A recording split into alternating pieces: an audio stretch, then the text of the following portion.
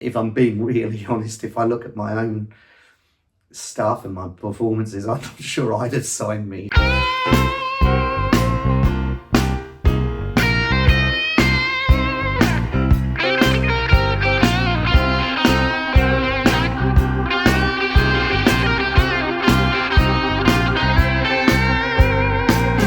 got the cards, I got the plastic, I can buy anything that I want to.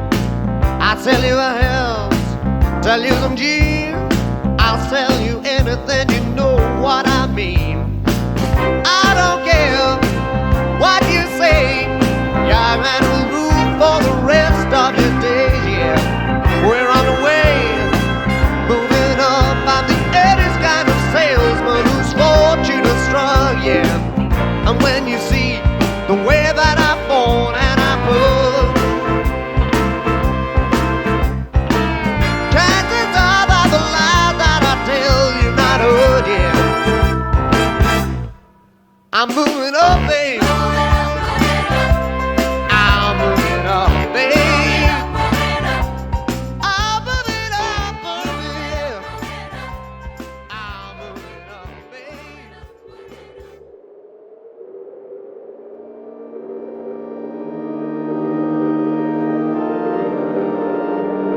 In the beginning. Yes, so how did I start? Well, I started off by creating a thing called Writer's Revenge, and originally that was with, in fact, I actually think we were called Duo at the very beginning, which was a thoroughly uninspired name, with myself and John Falcini.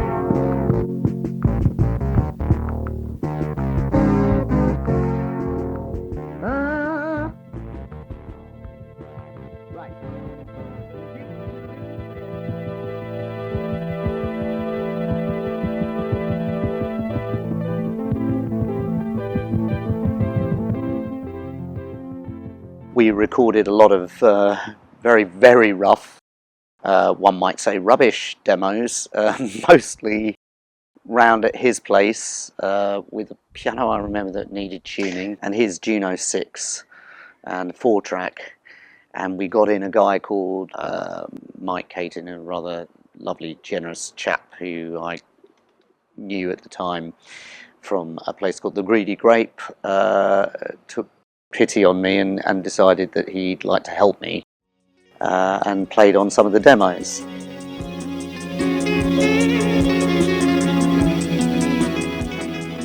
Well, I thought he was talented, you know, because at The Greedy Grape, a lot of people hated him, you see. He showed me all these things that he'd done. And I thought, well, blimey, you know, musical, a play, poems, songs, all the rest of it. I mean, the tapes weren't good, but I liked his singing. And a lot of people up there, they all says, oh, he's a wanker, you know, don't go near him and all that.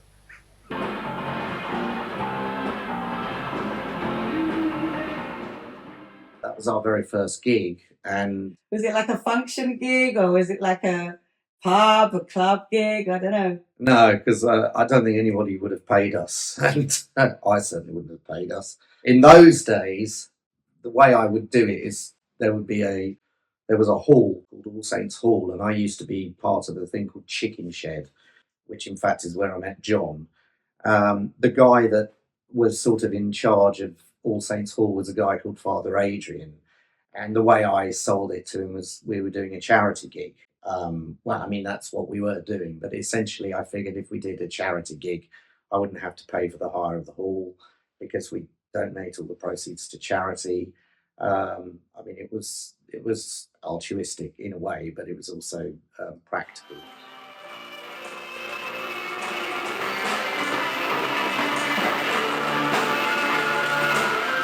Going back to those first gigs at the Church Hall, he stood up there and he was nervous. Yeah, I mean, it's fair enough. Who wouldn't, like? Especially at his age. Yeah, he was young. He was young, that's right. And I said to him, look, I said, you got to do more. You know, he said, what can I do? You know, I said, it don't matter, you got to do something. He said, but I can't think of what to do. I said, just go crazy. I said, I guarantee you, if you go balmy on stage, there'll always be somebody in that audience that loves you for it. I've been taking dreams all day. No one can break the sea. And that band broke up. But there were never really great plans, I thought, were there? No, we tried to sort of keep it going.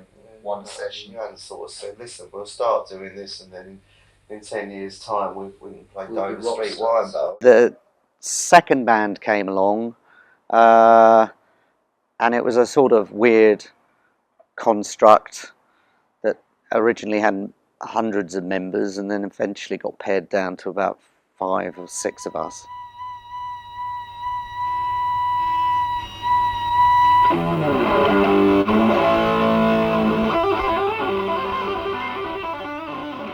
By that time, I'd of course met Austin. Very sweetly came up to me at school in complete earnest and said, How's Top Pot's going, Andrew? And he said, oh, piss off. that was my default with most people at school. Well, this is the first song that I recorded with Andrew. It's called Shoved Down the Toilet, or Locked in the Toilet, I'm not sure which one. And here it is. Enjoy.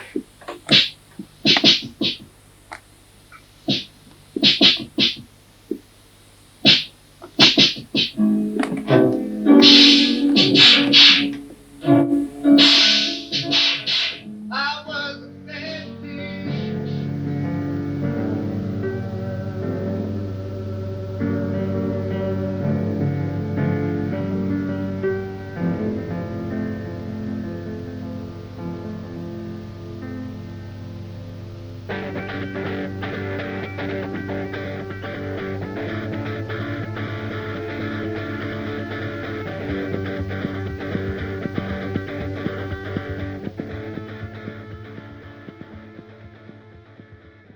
And we were pretty terrible. I mean, when we eventually sort of honed the thing down so that there was just 6 people in the band, there were just 6 people. There was myself on keyboards and vocals, a guy called Paul Brady occasionally on drums. He met up with a friend of mine, Nick Peskett, who used to play keyboards and played with him, and he was looking for a drummer.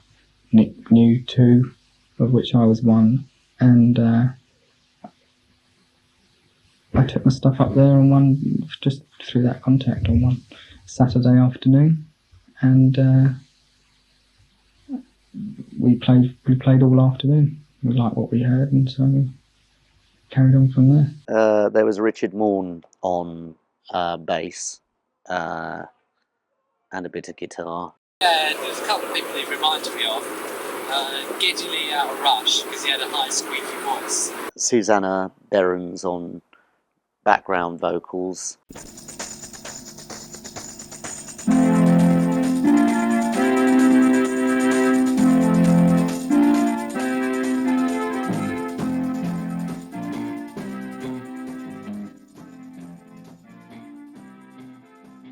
None of us were very accomplished musicians, and yet what I wanted to produce was a very, not a polished sound, but, you know, music, basically.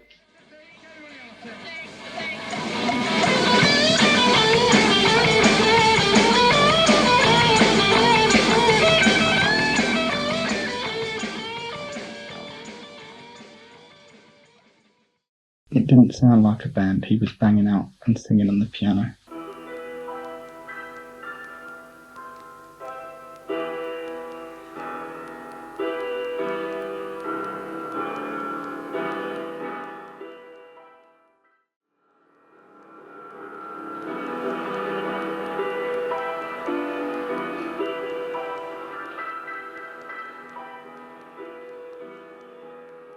It wasn't that it sounded like this or sounded like that. He played the piano and the other people did the other stuff, and that was it. He sort of came and went and came and went and came and went until eventually he actually joined properly. You managed, for some reason, to be in the band 3 times. Yeah.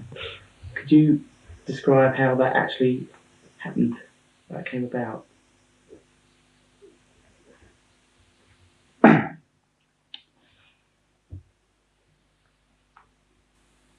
it was only the third time that I was in the band, I think, that it was a serious sort of commitment, if you like.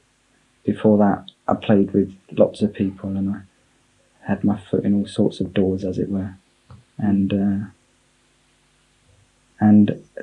I remember they used to say that I used to disappear for the winters, I think it was, and come and be in the band for the summers. And it was a bit like that, I think.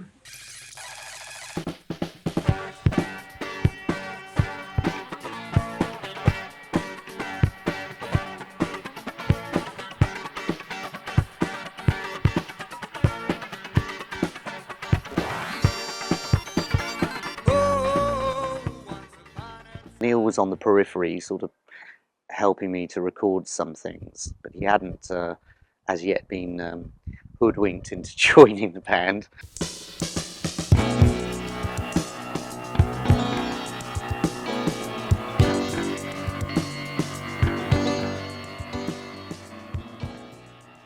Again, we were going through this drummerless period, this weird period when Paul wasn't around, and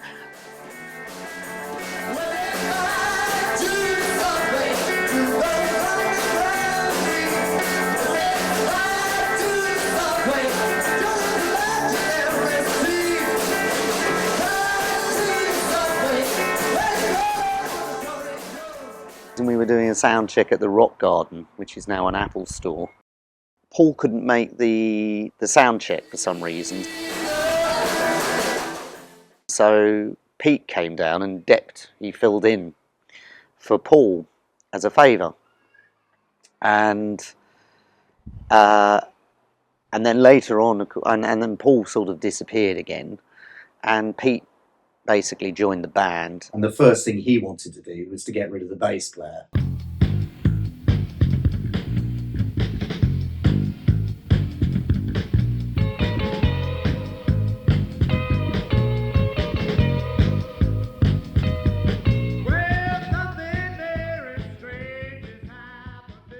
Mike, whom I was talking about, had a band called Talk Dirty.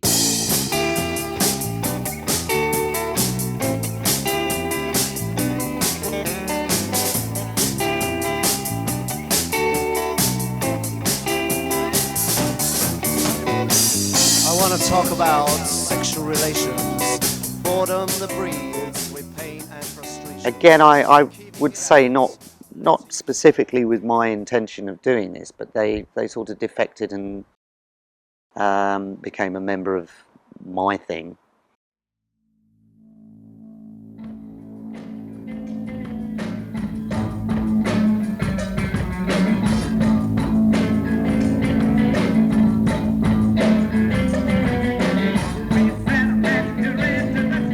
I remember walking down miles from Seven Sisters Tube, which I think was the nearest tube. It seemed like it was a very long way, in this suit that I'd bought in Carnaby Street, and I went down there for some reason. I used to check out gigs. This is how naive I was.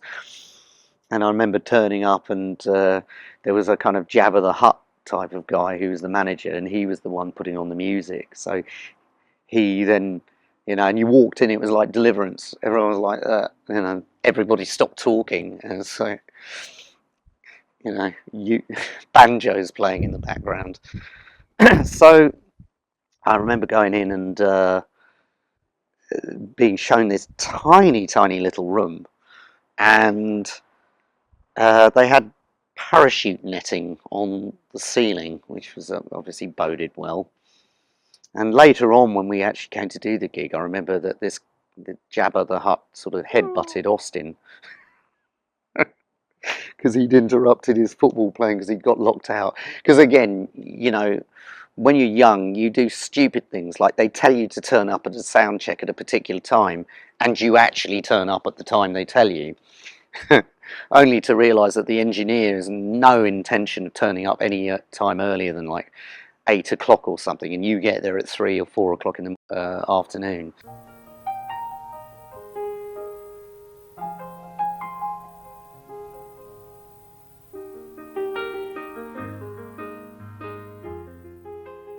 I think when I started taking it more seriously, or when it became the direction I chose to go down, it was when I went to Abbey Road. as a tape op, which was a job I got through pure nepotism because my dad knew Ken Townsend, who was the studio manager at the time. Do it slowly, I'll never see glory. I wish I'd been holy every day. Do it slowly, I'll never see glory. Should have been holy every day. Waves riding over a calm sea. I want it every day.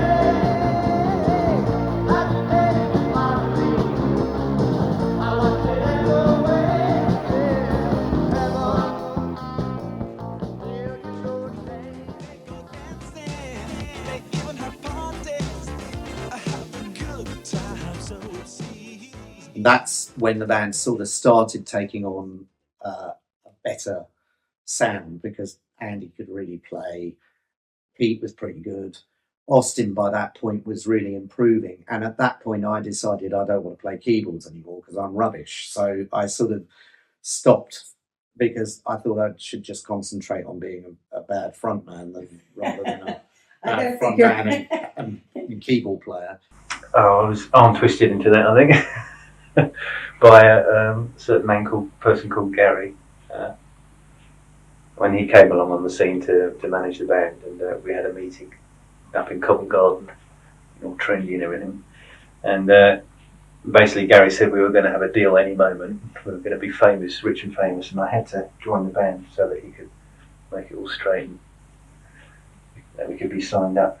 Tony Clark, who was at the time a senior producer at Abbey Road, introduced me to a chap called Gary Lee, who was a sort of road manager. Well, not a sort of, he was a road manager. As you know, I've never ever come to you and said, this is all on.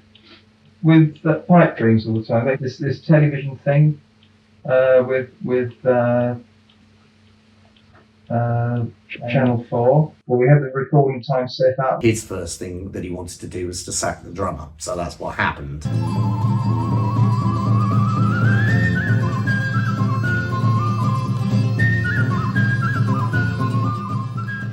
Not very loyal of me, but I kind of thought, well, he's coming in to manage us, so we have to listen to him. From the very early stages of Gary Lee, I came in right up to his demise.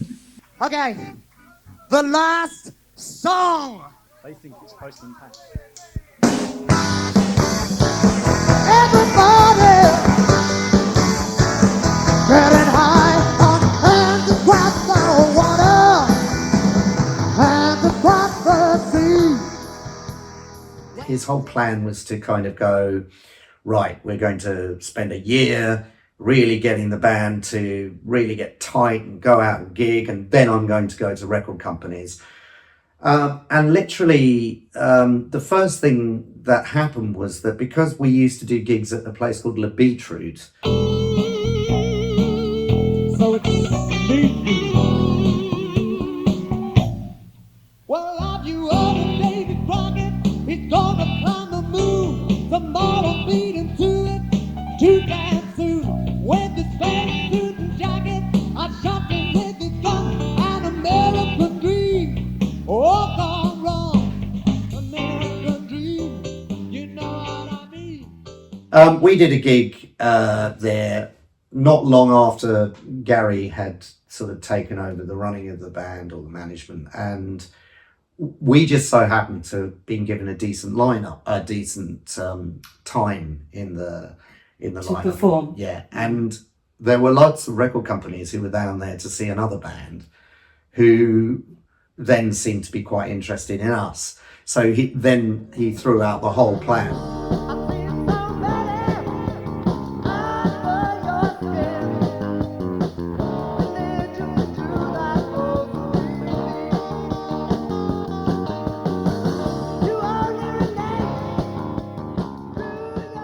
The first decent thing, I suppose, he organised, although later on I found out it wasn't totally brilliant, was that he organised us a session at Good Earth Studios, which was Tony Visconti's studio.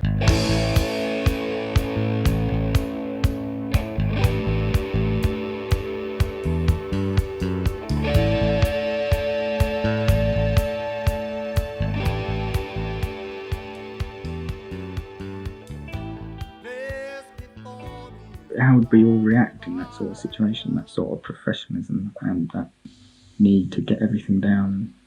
And I think it was a great experience to see how we would fare in the professional world, as it were.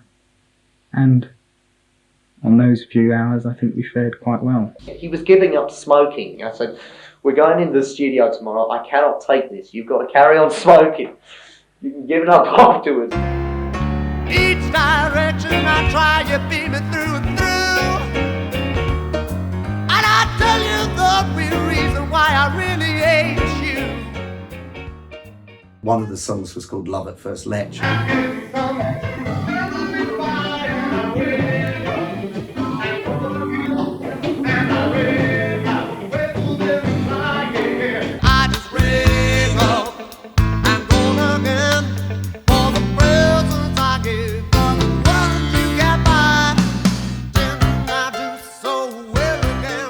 And there was a label, a tiny little label, that was interested in signing us.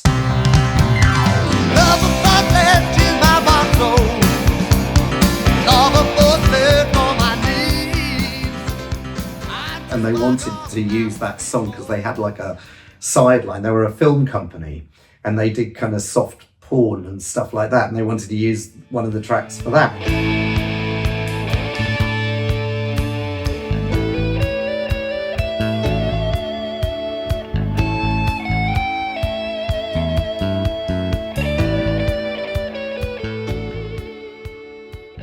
But anyway, so we didn't sign to them, and sadly our song didn't get used on some great piece of celluloid trash.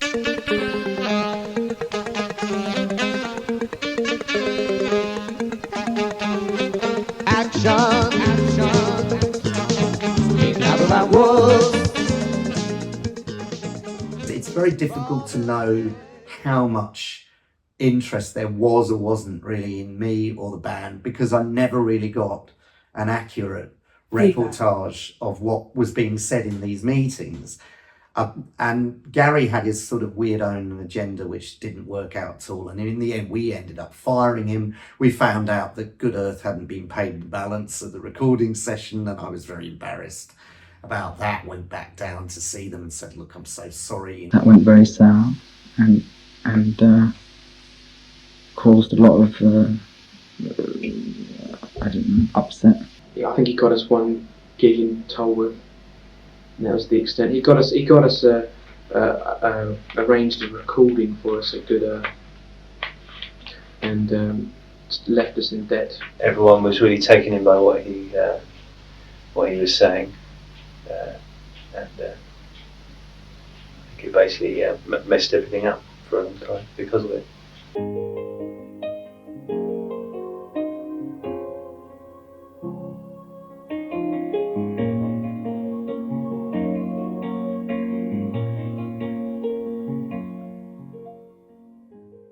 A friend of mine from school called Chris Bandy,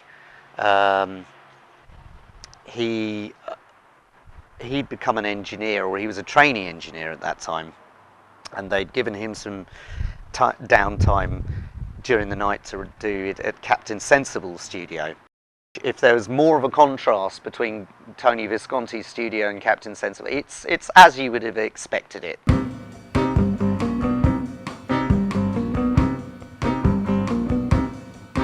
High tides, the storm is upon us once more. The dreams we made must be forsaken for our homes on the shore. The palaces of sand we have made will hide our heads. What was memorable about that session was that it was fraught in comparison to the other one because of all of these technical difficulties, and nothing worked according to Chris.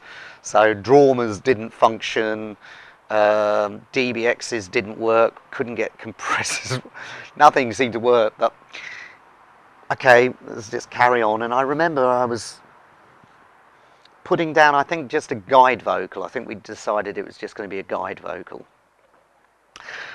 or maybe the lead vocal. I can't really remember, but I just remember it was like 4:30, 5 o'clock in the morning or something. I just wanted to get on with it, so I'm standing there waiting to hear the sound, and then the track comes in, and there's like 25 seconds of the track missing or something, and somehow, I'm not quite sure how Chris had managed to erase a big chunk of the beginning of the track. How we got round it was we reversed a bit of the track. That's how the track came to be issued in the end.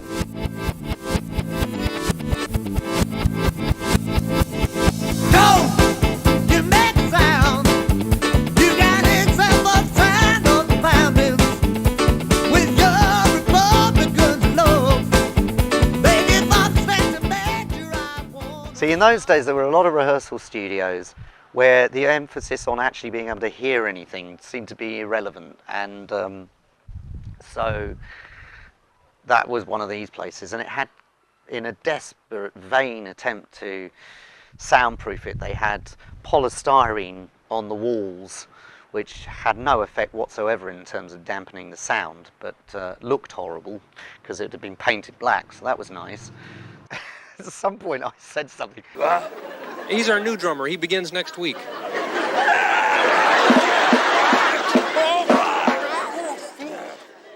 And I looked around, and there's Paul writing "fuck off" in the in polystyrene. And then another point when I said another thing that obviously upset him, and a stick came flying past my ear. This kind of angry sort of tension is not the way that I don't find that conducive to creativity.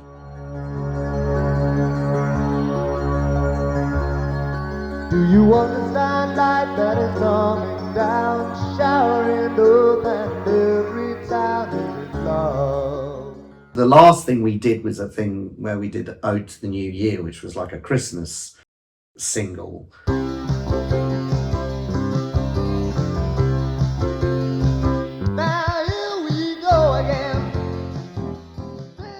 And that came about because I decided that it would be a good idea to send all the record companies that I was dealing with a Christmas song as a sort of Christmas card. Then you better try and realize before it grows too dark. We did a proper version of it after we'd sent out the demo, because there seemed to be a lot of enthusiasm, so we thought, well, that might potentially be something we could release. There might be somebody who wanted to go. It never happened at that time anyway. We used the Korg DSS-1, which is like a sampling keyboard at the time, which is very exciting, except it only had a few samples and you had to put a floppy disk in. Do you remember a floppy disk? You had to put a floppy disk in to load each sample. So everything took ages to load, and then the sounds were limited, so a lot of the sounds we used on the original were based on the fact that we had the sound sample on the keyboard. It meant that Neil and I then decided to form a thing called Wooden Mac, which was the next sort of stage of all of this. And that came from his name was MacDougall, and my name was Andrew Wood Mitchell. So we joined Wood and Mac, and that's how Wooden Mac came about. Yeah, bad jokes even then.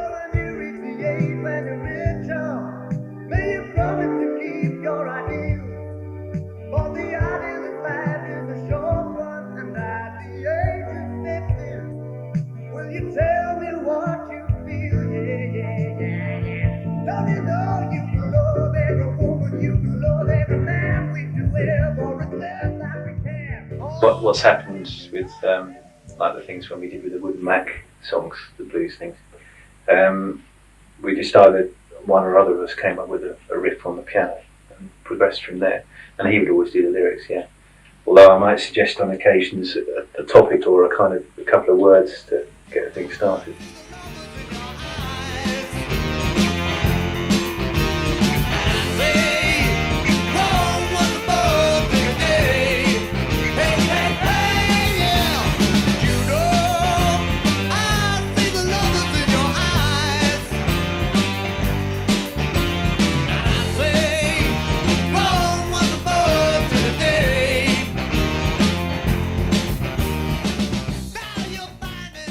I knew her from Abbey Road because after my brief period there as a tape op, I used to go back and bother people. I had friends there and stuff, and used to go back there a lot. What was her role at Abbey Road? I think she was something to do with PR. I can't quite remember.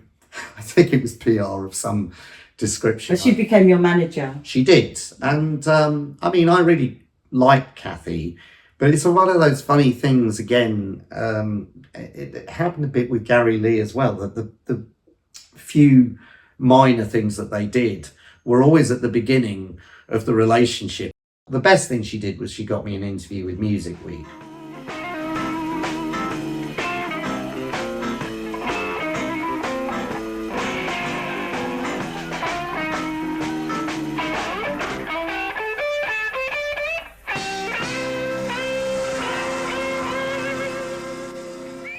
I'd never really heard blues live before, and I thought, my God, this is just amazing, you know, it's quite incredible. So I went back to Andrew and said, look, you've got to come down and listen to this, this is amazing.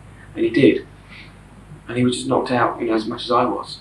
And we went through the rest of that year, we just went right down to see them every week practically. And, you know, we got in with them a bit. We became sort of friends-ish with them, and it really influenced Andrew in his songwriting as well. He thought it would be just a great idea, just for a bit of a laugh, just put a blues band together just to play occasionally. It became a bit more serious. They were an amazing band, they were really good, and that kind of got me really into blues. So we sort of went in that direction, and Neil and I wrote a whole load of tracks with that kind of vibe about it. And at the same time, I got poached by a band who wanted to ditch their lead singer and made the foolish choice of wanting a lighting on me and deciding that they wanted me to be their lead singer. And they became the AM Blues Band.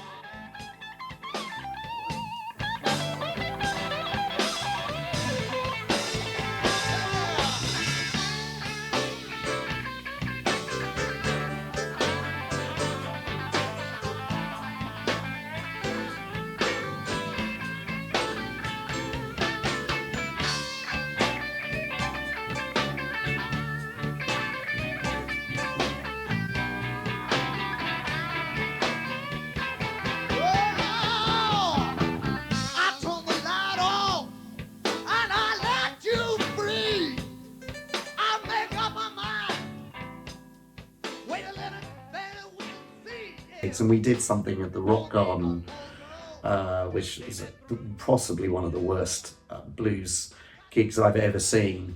They really liked Neil, so Neil agreed to do some of the gigs with us. The agreement was that they'd do a demo for us, so we did our songs and they played on that. In exchange, he was prepared to go along and do various gigs.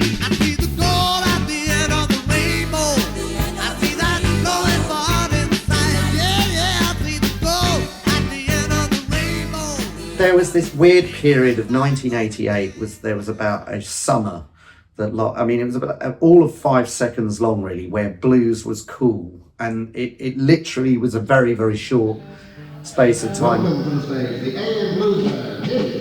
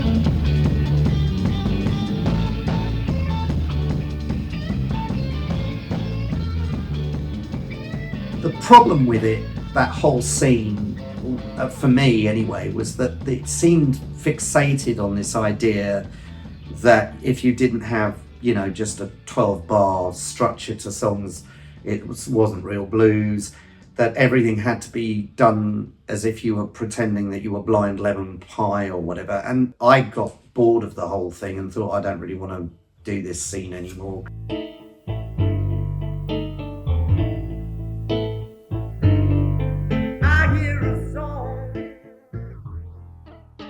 I suppose it was Scotland's answer to Live Aid. I suppose that's what they were trying to do. I think it was to raise money for environmental things or something, which was cool, but it was an absolute disaster. They had an enormously impressive lineup of people. They had Van Morrison, who was suitably horrible to the organiser, and Runrig, and Bork in her band, whatever that was. As I said, it was just absolutely horrendous weather, and we were wearing suits, sloshing around in this muddy field, playing in some bloody beer tent.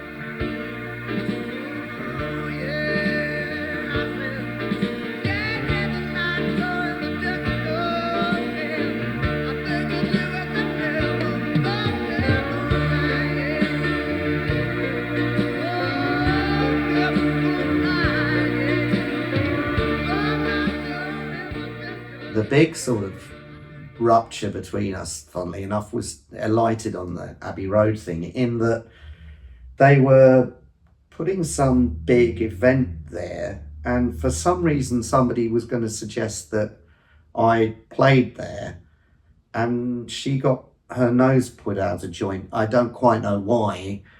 I couldn't really understand what the reason was, because but for some reason she said, oh, she was trying to, I can't really remember the details, but I just remember that it produced a certain degree of tension. But I think by that point, in any case, I just thought, well, we're not going anywhere. There doesn't seem to be any general plan.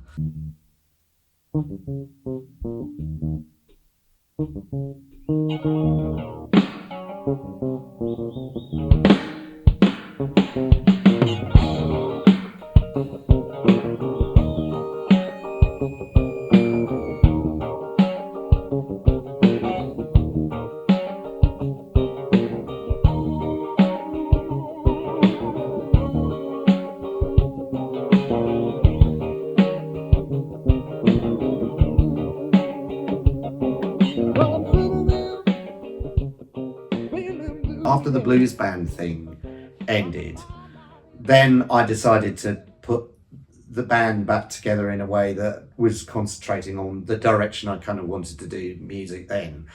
So obviously Austin and Neil were going to be people I was going to ask. After that, I then asked this guy called Paul Williams, because I'd always liked him and always liked his playing. Never had a chance to play with him, so I asked him if he'd join. There was a keyboard player called Richard Johnson, who was a character, but great kind of keyboard player in a way. And so I thought 2 keyboard players, that's quite an interesting idea. I'd never done that before. Do you live about phone, baby? Do you live above the phone? Yeah, yeah. Do you live about... I came to England with Vicky, my girlfriend there, and she had a friend called Rob Robinson who played drums with the Andrew Mitchell band. Yeah.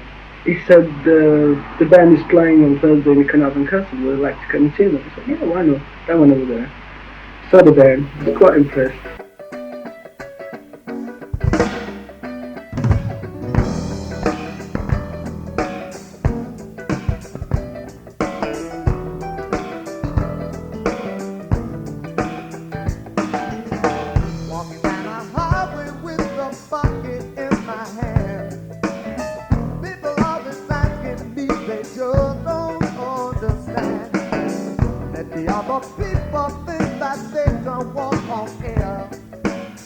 What they don't seem to realize, I don't really care. Play it easy, I don't we've done lots of recordings on stages at Elstree in previous incarnations.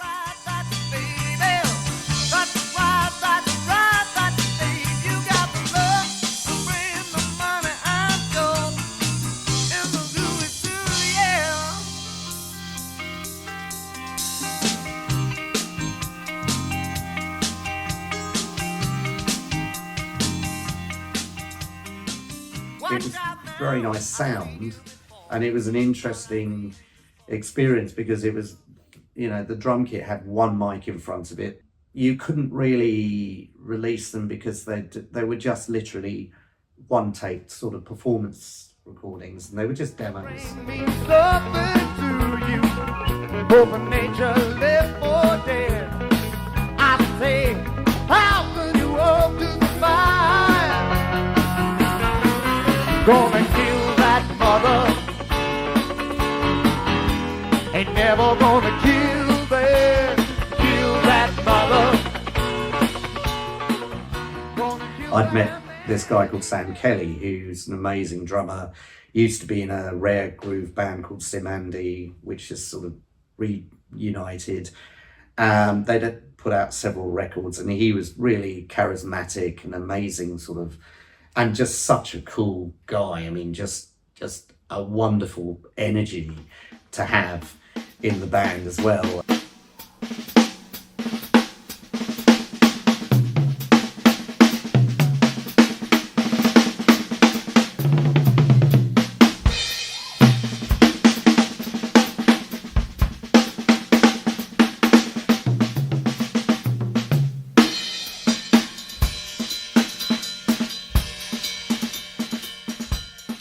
Probably the most important point about the second act was that under that name, we did the very first album.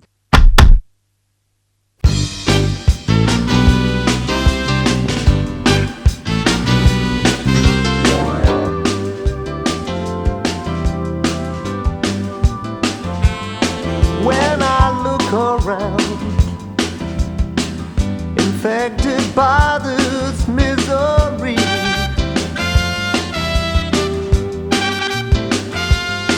I just have to consider what right to complain has been given me.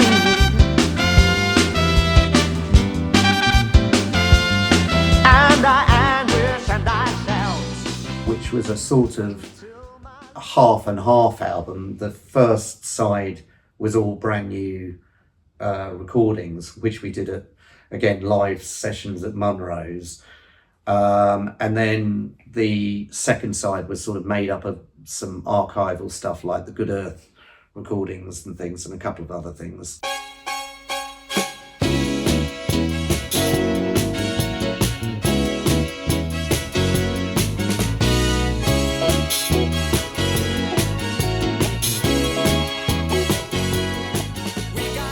Well, originally it was called Strange Attractor because I was into kind of, a lot of it's about sort of a concept album about chaos theory and stuff like that. But eventually, Austin at that time was dating a woman who was a very good artist called Jude Evans.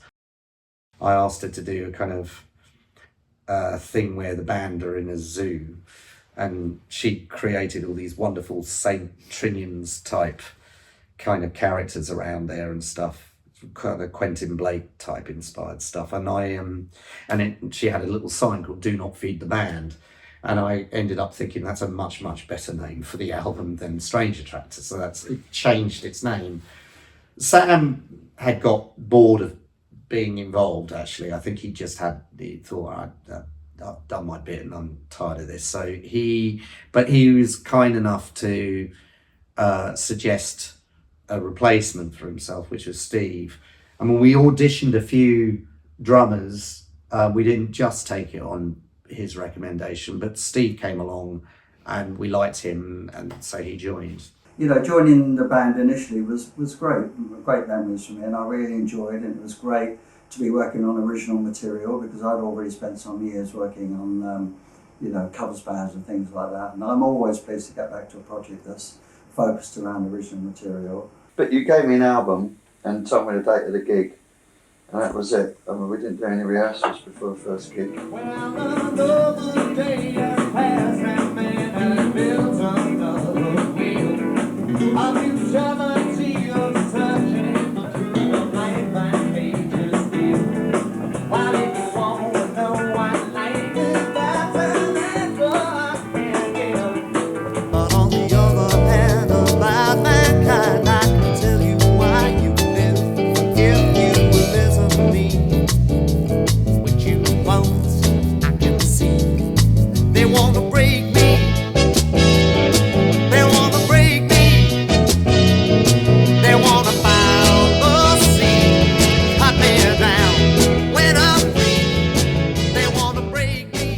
Recording, there was basically no rehearsal. I think we did like One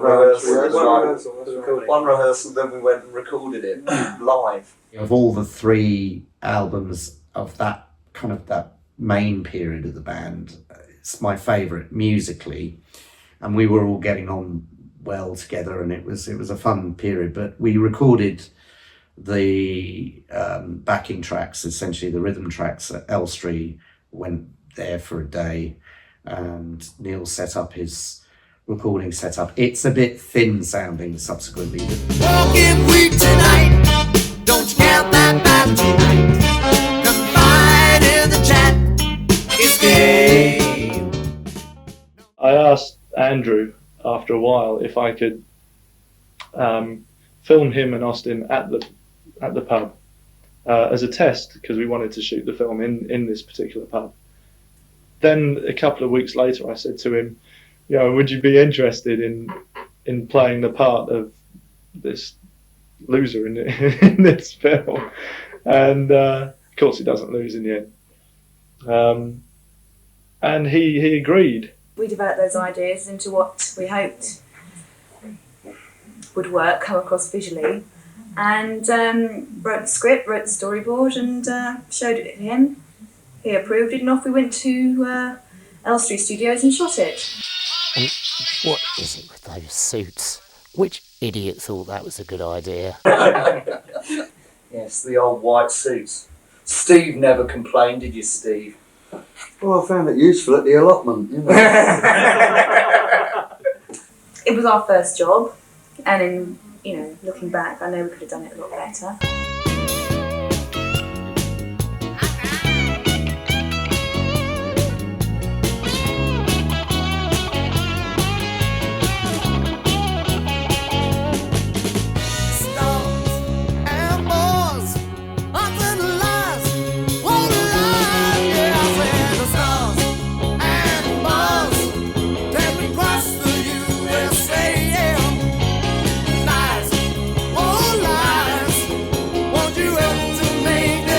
I think in the Mary Costello show, that was the other thing. That was the other major thing that happened. But after that great interview. Yeah. All speaking at once. I've been joined by Neil, Austin and Andrew from the AN band. So first of all, chaps, welcome to GLR. Thank you. Hello. Yeah, they speak in a collective voice. Oh, yes. We'll say this all together. One, Hello. 2, 3. All right, we can see the kind of mood these boys are in. Okay, the AM band, been together since what, 1984? Yes, that's right. More or less. To a rough guess. And you've got 2 albums out, Less Is More. Yes. And A Strange Attractor. Now, isn't Strange Attractor only available on cassette, Andrew? This is true. Let's not beat around the bush here. No, surprised at that. Anyway, I digress. The AM band. Oh, they've fallen asleep. I'm sorry, am I boring you? No. Oh, sorry, yeah. Okay, come on, guys, get on with it. What's the next tune going to be? Oh, it's a tune off our last album called My Life, because every song we do has life in it, but this is called My Life. All right, then, take your life away. Right. If you know what I mean. Well, cheeky. Right.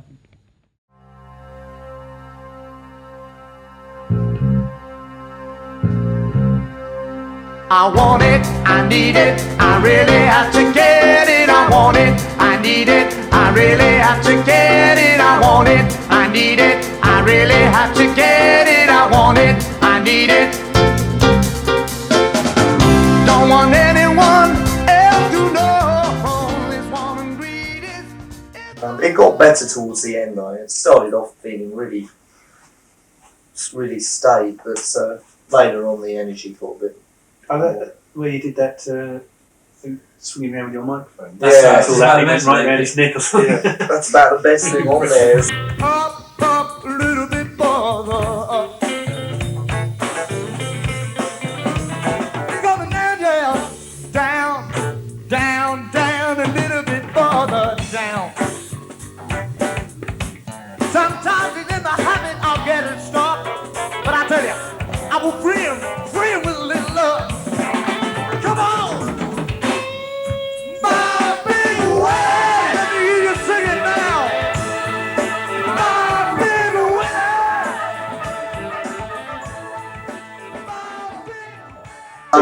There's something very strange happens in the beginning. Everyone walked out and there's this kind of coat stand. Coats on them. Never worked out what the deep meaning of that was. It was I really used to think, lovely. you know, because I remember turning up at a gig, putting my coat up on the thing, and you coming back and throwing it in my face and saying that's not for your coat. Except it's got a harmonica solo in it, so it's not that neat.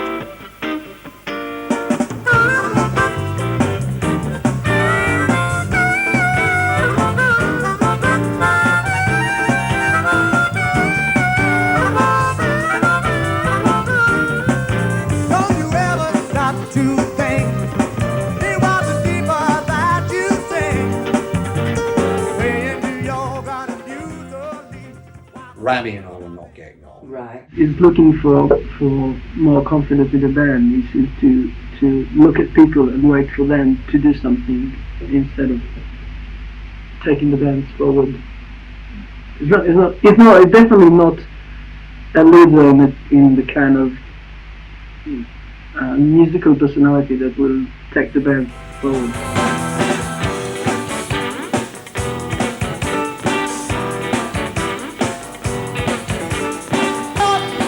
She comes down, but she's got money and I Austin and I decided for this album that we would pay for a producer. I had a studio at that time which I set up called Catalyst Studios in Tottenham.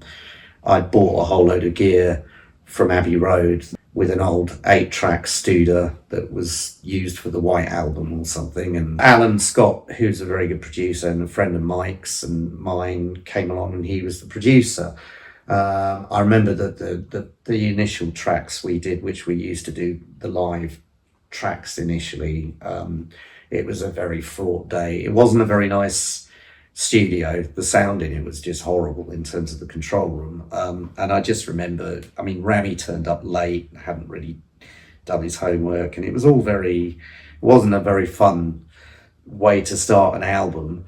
Alan did his level best to pull the thing together and did a really good job. I mean, it doesn't sound awful, but it's just, I don't ever listen to that album because I didn't enjoy making it.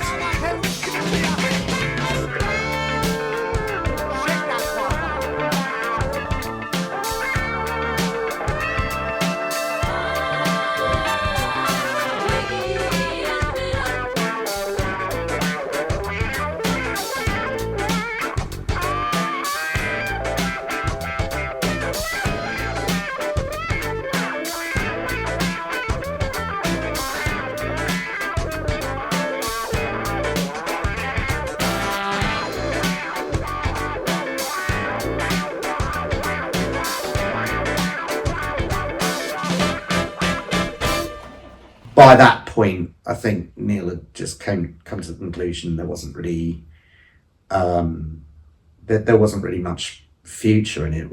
I think the band had kind of pretty much run out of steam.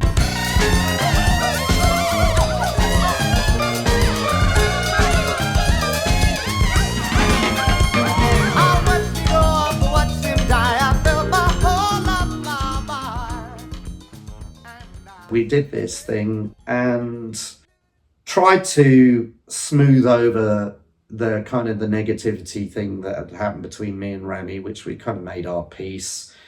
And then we tried to find a keyboard player to replace Neil.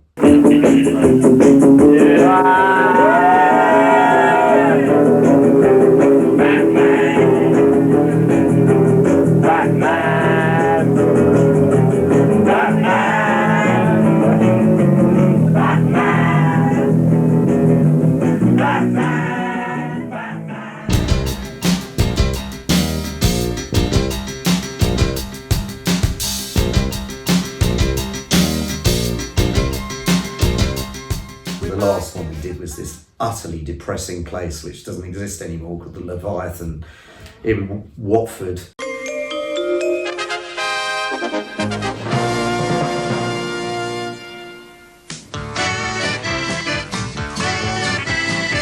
down the road in my big old truck, and I'm going back home, and I'm feeling lucky. Heading south of Watford, south of Watford. Turn around the motorway.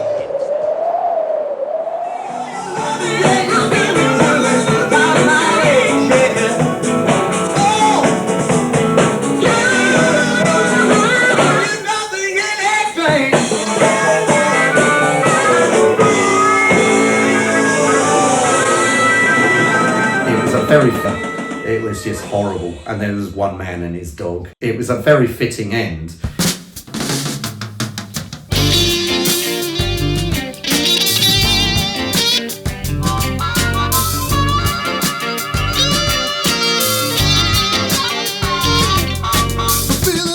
There was a guy called Mark Kimber who used to do a lot of puppets for TV stuff. I suppose his biggest claim to fame would be the fact that he did all the puppets for The Young Ones, the TV series. You know what my favourite vegetables are?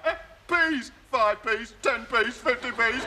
My wife, she's a terrible cook. And it was a services television channel, and he had a TV show called Scragtag and Toggles Gang, which was a kids' TV show.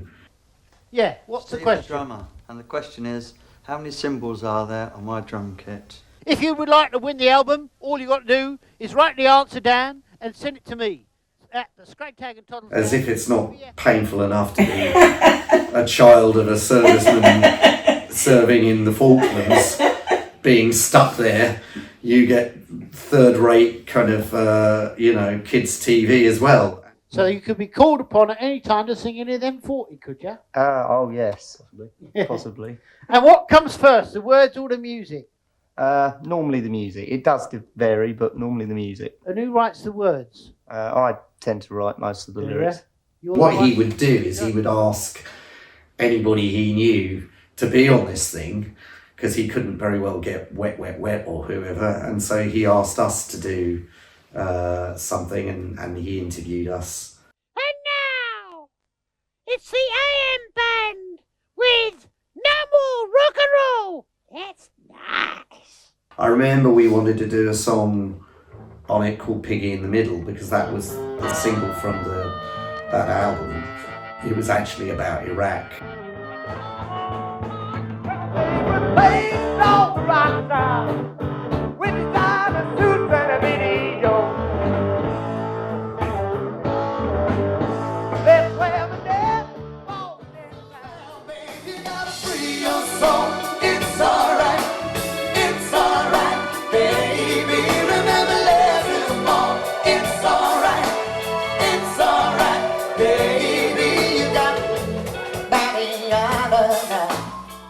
We did a gig to mark that as a bit of fun, and we really enjoyed it.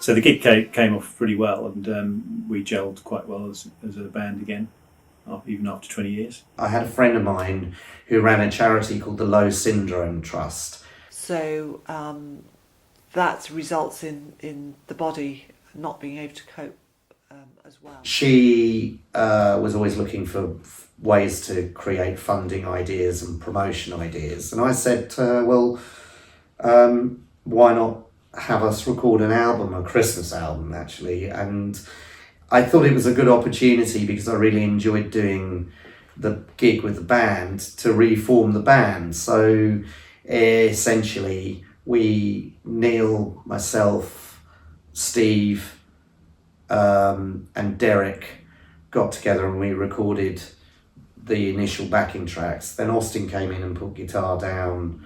But no, I remember it going very well. It was an enjoyable day and a very productive day as well, I think. Don't you sing it now, don't you let yourself go free. Why should we feel sad tonight? There's a reason.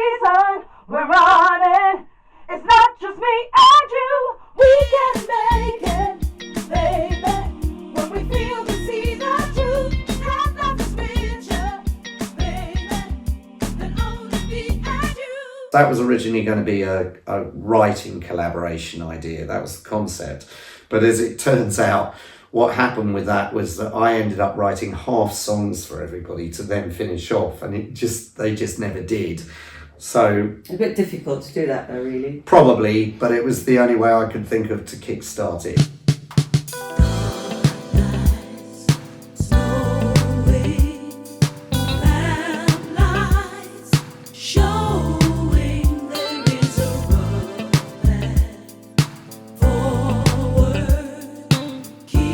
Austin was a sort of reluctant participant. Because he didn't want to do it particularly, I ended up taking the opportunity of booking a lot of different guitarists. So that's about the only album I can think of where I've got 5 different guitarists.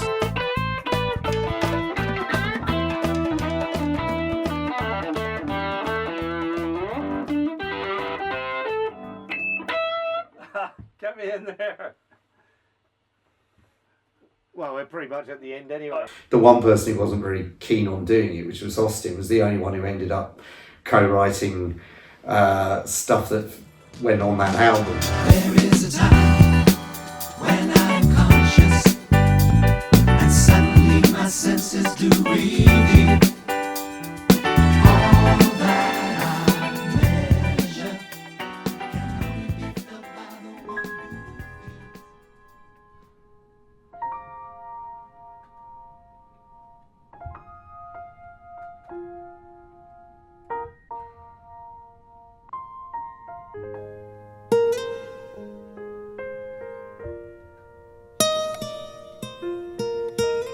So the next project I worked on under the name The AM Band was With Love Marie, which was basically a soundtrack for a little film project that I'd been working on, starring Vicky Econoya.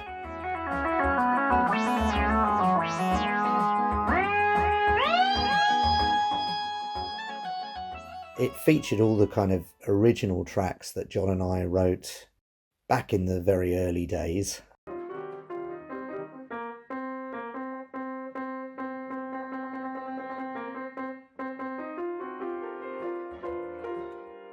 He's never been very happy with that particular project.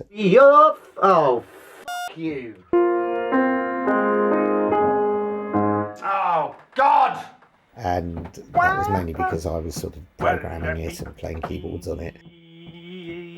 I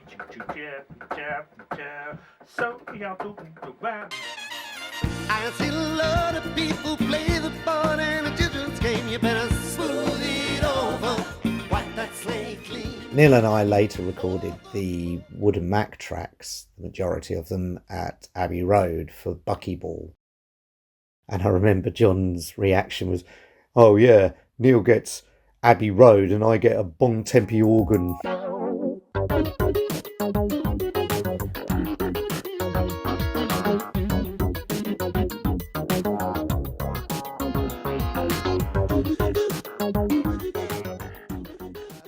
You're going to have a wonderful Christmas, everybody. I know it's tough out there at the moment, and we all have major concerns to worry about in the world, but hopefully things will be okay, and then a meteor might hit the Earth and we won't be able to do anything about it anyway, so we can just all can all happily live with that. We did a new version of A Global Carol, which was essentially a one-off lineup for that one performance, which then ended up being an album. I believe that our women survive. I thought of nothing, that's the ending of their life. That there was freedom.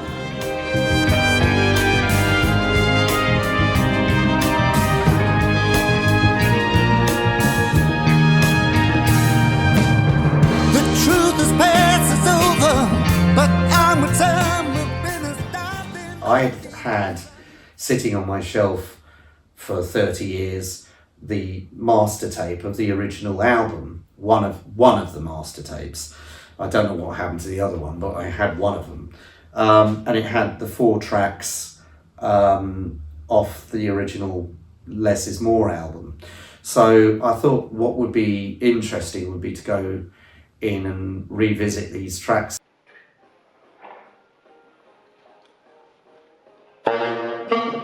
Here we go. One.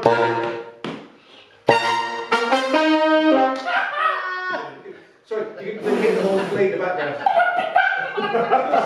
Fucking song.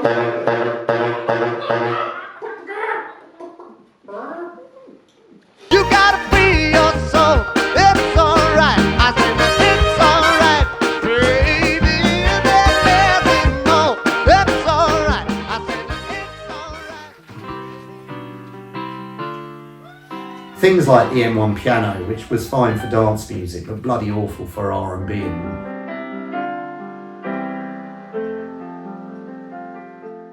The real reason for doing this was because I thought, well, we could keep the bits that I could use, i.e. I kept the drums and the bass and the guitar and the lead vocal. You may go steer out where it took a left to the end. Hang on every line that she made. I could wait it to be there. The other tracks, I didn't have the master tapes for them. We went into Abbey Road. Life, love, and liberty, you say you give to me. Why can't I not be free? I'm told you get the means. You say time wasn't right to stop the endless fight. Never lie, you try to lie. Basically making it much closer to a kind of the record I might have liked to have produced in those days had we had the facilities.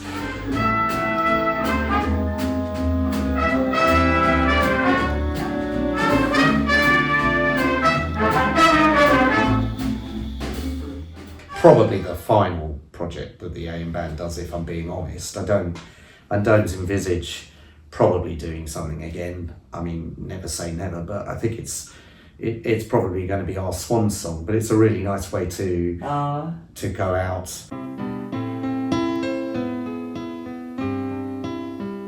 And when the dream began, as all dreams have their roots, in a world that forgets that there are people, and as the regime's fallen, that use the dream's excuse to batter and destroy their own people.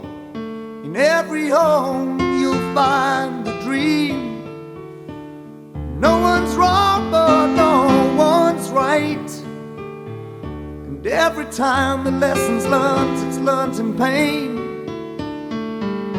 All through the night, when the walls come tumbling down, yeah, the victor always rages, the victor always rages. Men are bones fall to the ground, yeah. We've seen it through the ages, the victim changes places. Love